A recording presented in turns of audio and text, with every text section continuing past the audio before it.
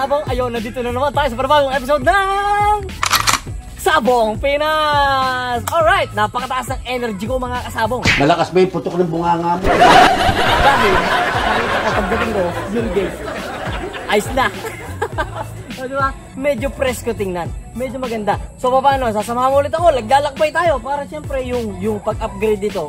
Syempre, kaibigan mo na ako eh. Kaya samahan mo na lagi ako dito sa pagbablog ko. Diba? Papakita ko sa inyo yung mga improvement ng ating manukan. Wala lang, masaya lang ako kasi yung panonood mo ay suporta mo sa akin.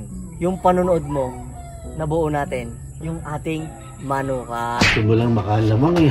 Di ba mga kasabong, maraming salamat sa lahat na sumusuporta. Kaya kung gusto mong tumulong sa akin, huwag kang mag-alala. Manood ka lang, nakatulong ka na. Huwag kang mag-alala, may tulong din ako sa'yo. Malalaman mo, pag pinanood mo yung mga past na video ko at yung mga susunod na video ko. So ano gagawin mo? Mag-subscribe ka na. Huwag mo kalimutan pindutin ang bell button para maging updated ka sa mga bagong darating na video. Tara!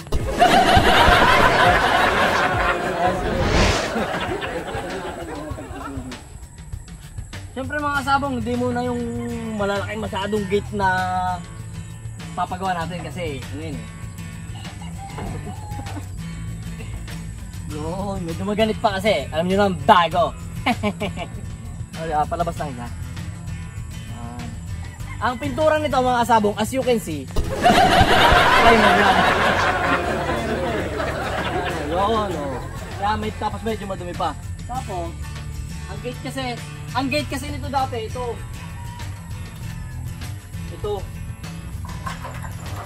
Yung gate niya, dati dyan. So, pagka may gusto pumasok, lalakbo. Pero process yan. Dito nyo naman. Process na kawa. Kasi na, medyo madumi pa. Tapos tingnan natin yung bakod. O diba maganda mataas? Mataas yung bakod eh. Magaling yung gumawa. Shoutout kay Kuya, ang pangalan yan? Kapatid ni Will John. Saka kay Will John. Salamat. So yun, ito may natira pang mga bubong oh. Pero ito, gagamitin namin sa ruweda. Kasi maganda pa naman siya eh. Tatapalan lang ng mga parang bulkasil yung mga butas na pinag-screwan, yung pinag-screwan ng planta. Tapos pintura, parang bago pa rin. Makapal kasi ito. Makapal yan, maganda yan mga kasabong. Tara! Saan ito mga kasabong? Yung mga TP na to, dadalhin na ulit ni Alvin yung mga bagong itatali. So this coming first week ng August or middle ng August or last week ng August, makakapag-release na tayo ng mga materials ng mga panlaban. Actually, materials lang talaga yung preferred kong i-out kasi nga wala pa naman sabong. Di ba? Kung may bibili ng battle stag, okay lang po. Pero mas maganda po talaga ngayon is bumili ka ng materials pagka August. Di ba? Yung August kasi malapit na yung breeding season ulit. August, nasa yun na yung broodstag, makakapag-adjust na siya sa klima dyan sa lugar mo. By September, October, pwede mo na siya isalang, December born ka. O di ba mga kasabong? Kaya maganda rin yung gano'n. So yung price list natin, mag-message lang kayo sa 099547737112. Ayan. Yan po, message lang po, then ibibigay ko sa inyo yung price list po natin. Huwag kayong mag-alala mga kasabong. Malamala lang, hindi po masyadong mahal, hindi po masyadong mura. Siyempre mga kasabong, pinipili naman po natin yung quality bago sila maliit hanggang sa paglaki para pagka bumili ka ng materials dito sa AGP yung game farm, hindi naman po nakakahiya. O di ba mga kasabong, kaya ayan, avail ka na. Pwede na tayo ang reservation mga kasabong, full pot. Ano siya, tawag dito? Yung full payment na dahil di naman kita lulukuhin eh. Kaya lang ayoko magpa-down payment. Ang hirap kasi budgetin mga kasabong. Halimbawa magda-down ka sa akin ng 5,000. Eh yung 5,000 na yun, magagastos ko lang sa saan. Eh mas maganda po kasi na full payment. Usap naman tayo, tiwalaan na lang. Di ba? Yung ruweda ko kasi hindi pa maayos eh. Di ba? Kaya doon natin nahabulin sa mga benta. Para naman mapaayos natin yung lokasyon. So tara na. Puntahan naman natin yung mga manukan, yung mga manok naman. Papakita ko sa inyo mga kasabong. Ito katatali pa lang eh. Isa rin sa paborito ko mga sabong, yung mga blacks. Diba mga kasabong, papakita ko sa ito. Medyo ano pa lang to. So yun mga kasabong, ito yung black Black Alabama ko kung tawagin. Mga kasabong, hindi na ako nagtatawagin na puro straight straight breed to. Tingnan mo kanyo. Black. Nag-iisa nga lang to eh. Sana, gagamitin ko sana pang materialis din. Pang sarili. Kaso mo, yung papagawa nga ako ng rueda, kaya baka i-out ko na rin to. Maganda mga kasabong yung subo ng katawan niya, balikat. Tapos, yung height niya is panamang-panama lang. Ayan, medyo bata pa to, pero bigyan nyo ng mga isang buwan pa. Ayan, late nitong August, late August. Ayan, pwede to, mga kasabong. Black Alabama. Suwabe yan mga kasabong, kaso lang, bagong hardening pa lang siya, kaya hindi pa siya, bagong tali lang. Kaya hindi pa siya masyado na pumuporma, pero pag umangat na yung balikat niyan, is okay na tayo. Mga kasabong yun, Algama Gray. Ito. Kahit yung sukat niya, balikat, labas din. Mga kasabong, makikita nyo naman talaga yung balikat ng manok. Pagka itong kanyang ganito, lagi ng labas. Lagi ng labas. Hindi pa lang siya na itong hawakan.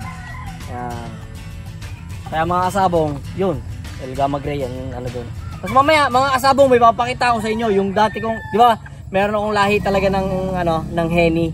Yung mga kasabong, may kakaiba akong naging manok na dati siyang, sige mamaya na nga, papakita ko. Ito, Algama Gray din to. Ayan. Mga katatali pa lang niya mga kasabong. Kaya pero kita mo na agad yung kisig niya, yung tindig niya oh. Iba din. So ayun mga kasabong. Ito naman yung white. Meron din akong white. May AA white. Ito, natali pa lang din. Ito, AA white. Pwede nito pang broodstag mga kasabong. May poporma nyo rin ito. Kita nyo nga doon sa may AA white din tayo. Ayan. Hilig ako sa off color eh. Pero syempre, favorite din natin ng mga pula. Favorite natin lahat. So yun, mga kasabong. Ito naman, yung 5K sweater. Ayan. 5K sweater. KSQ Ronaldo to, bed na to eh.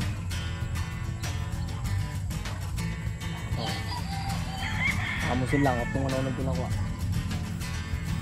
5K sweater to mga kasabong. May mga 5K sweater pa rin ako parating, yung galing din sa Ranging, madami mga. Tapos, yung 5K sweater din to.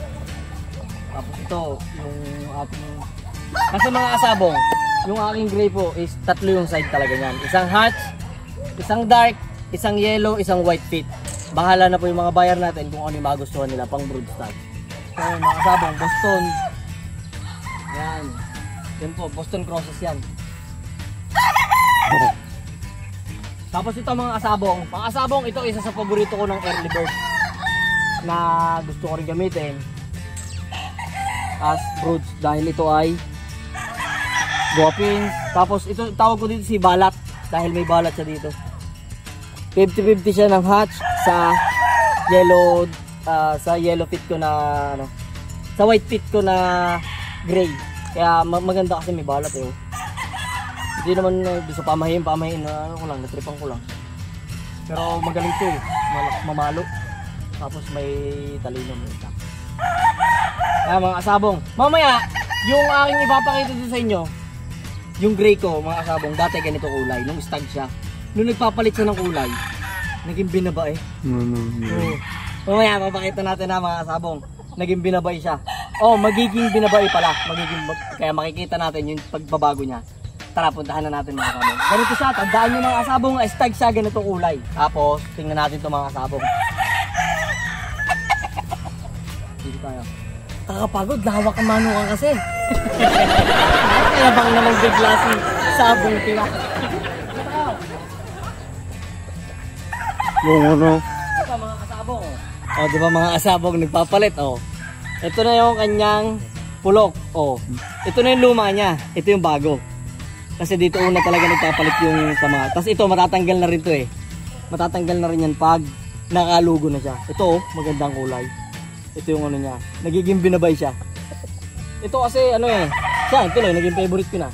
Pwede nyo rin bilhin. Hindi pero to, sabi ni James Diamante, sabi lang niya, mahilig naman din yung sa alam mo naman yun. Para di matanda yun. Joke lang ba din. Pero sabi niya, pag daw to talaga nung natapos yung lugon, gamitin ko raw as pang-heating dun sa mga sa derby, sa labanan, gamitin ko raw dun pang-heating at pang-barkada. Basta isama ko lang daw siya lagi sa labanan. Yun parang yun daw yung magiging swerte eh. Pero hindi ako ma-convince kung ano ba talagang scientific explanation. Pero paniniwalaan ko dahil siyempre kaibigan ko siya, malay mo swertehin din naman. Kaya ito, maganda oh. Ang ganda na sukat niya mga kasabong, bullstag lang to. Bullstag lang yan, meron niyang EGP Chong Game Farm. Basta mga kasabong oh, goping siya oh. Tapos, ito, yung kanyang pagpapalit, anyo. Yung mga kasabong, ang ganda yan. So yun mga kasabong, may ay ito pala, papakita ko sa inyo yung isang din. Papakita ko sa inyo, isa ko pang early bird siya na pinaka paborito ko talaga. Bago natin puntahan yon, puntahan muna natin yung binabae ni binitawan ni Bulljack. Ito yung binabae, oh, laki ng katawa. Yung binabae na binitawan ni Bulljack, yung El Gamma Gray na Henny sa ating 21 days conditioning. Ito yung mga kasabong. Yung nangyari sa paa niya, sa laban niya, natapak yung tari niya. Wala tong tama, unscratch to, pero meron pala, scratch. Sa paa niya, naputol yung daliri. So, ang gagawin ko dito, pang-broodstag ko to. Babalik ko din sa mga anak nung kapatid nito. Babalik ko yan. Kaya, kung pwede nyo rin bilhin, pwede din. Ito mga kasabong. Kukuha na ko muna. Bigyan mo yung dating yun yan. Ayan o.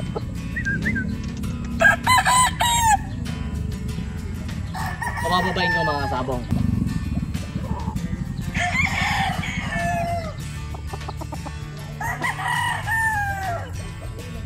Quality ha mga kasabong. Yan. Mga kasabong ito. Ayun. Pakita ko sa inyo itong pinaka nagustuhan ko talaga dito. Kasi gagamitin ko itong. Ito sure na ako.